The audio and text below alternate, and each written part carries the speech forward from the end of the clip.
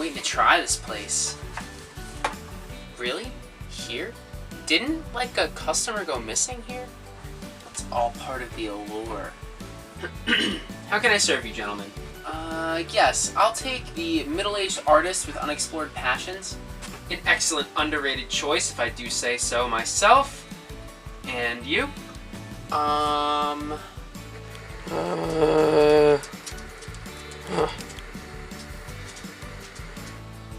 about that guy's friend? Alright, that'll be right out for you guys. Here you are. Alright. Hold on, is this just sauce? You ordered that guy's friend, right? He's a supporting character, of course it's just sauce. But this supporting character dish is just as expensive as all the other. Which one of the two of us is a literary chef? Oh, you, I thought. But you did create a one-dimensional character to serve as an ingredient for someone else. I thought supporting characters were supposed to be independent people with their own thoughts and ideas.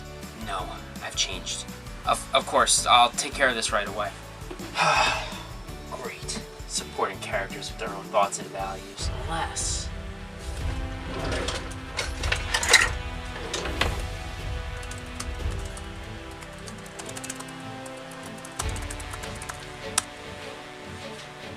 Hey, Redding Gang.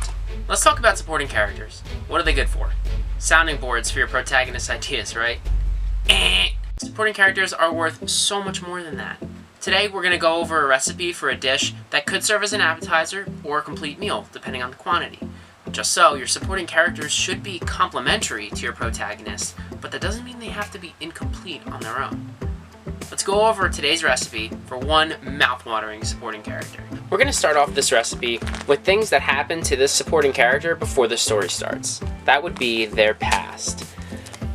The past makes a good base for the supporting character because whatever happened to them before the onset of the story could be what propels them into it. And we're going to get these started cooking before everything else since these events happen first. We're going to bring 1.5 cups of water to a boil. We'll get that started. And who isn't a little salty about a couple things in their past?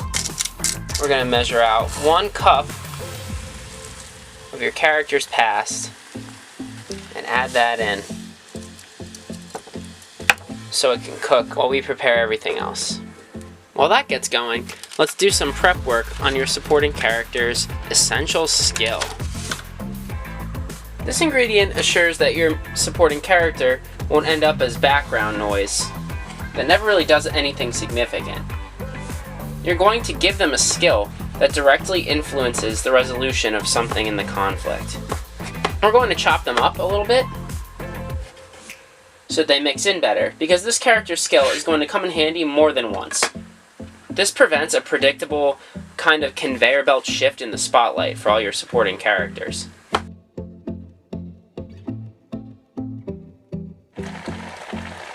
Set this aside.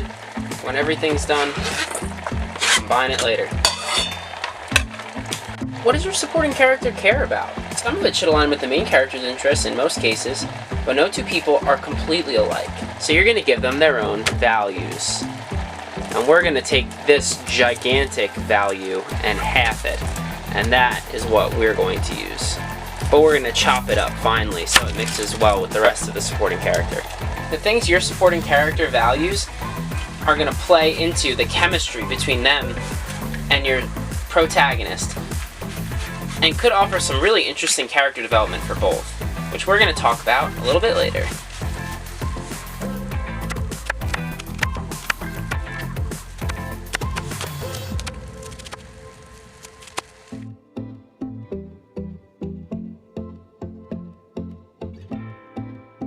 The next thing we're going to go over is a bond, and this is what holds your recipe together, but also what holds your protagonist and your supporting character together. So we're going to cut that bond open and get the really good stuff out of the inside, the juicy stuff, the why are they connected and how are they connected. Are they friends? Do they share a common goal? Are they obligated to work together by some forces beyond their control? Whatever type of connection you choose to make between your protagonist and your supporting character, it's going to dictate a lot of their interactions and chemistry.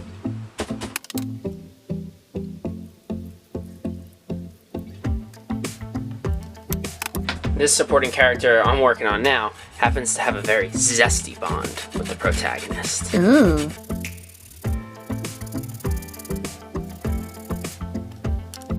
Supporting characters can actually do a lot more for your story than just support your protagonist too.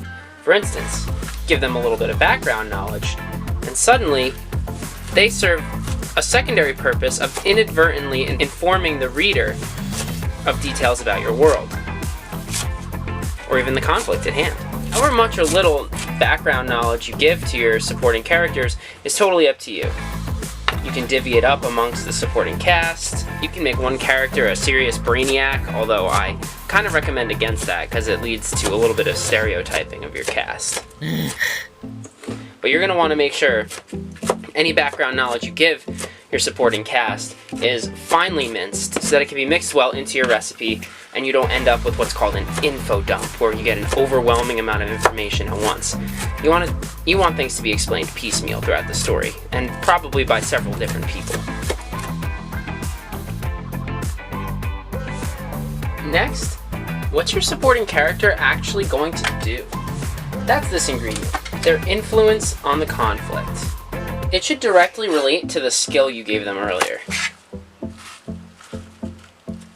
Whether this influence involves overcoming the antagonist or brainstorming a solution presented by the environment and the setting in your story, or even helping the protagonist get out of their own way, overcoming a personal shortcoming that holds them back in the conflict. This ingredient will make sure that your supporting character does more than just fill space in the background. It'll ensure that they actually influence the outcome of the story.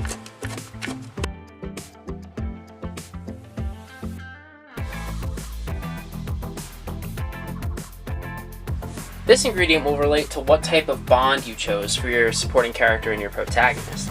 This is their chemistry. Are they friends? Are they obligated to help one another by forces outside their control? Whichever type of bond your characters share, it's going to give them a certain chemistry. So we're going to add half a tablespoon of chemistry to this mix. This governs the kind of interactions they have with one another. Do they take subtle stabs at each other? Are they pleasant most of the time? Are they slightly uncomfortable around one another? These details can be stretched, twisted, and molded between different character combinations to make for entertaining character development and interactions. Let's cut back to how our past is doing. One tragic shared experience with the protagonist ready to go. So it's time to add that past experience to the rest of your mix. Give it a good mix. And your supporting character is ready to go. You can serve it by itself or as a bed for other literary elements. This dish is complementary, but strong enough to stand on its own as well.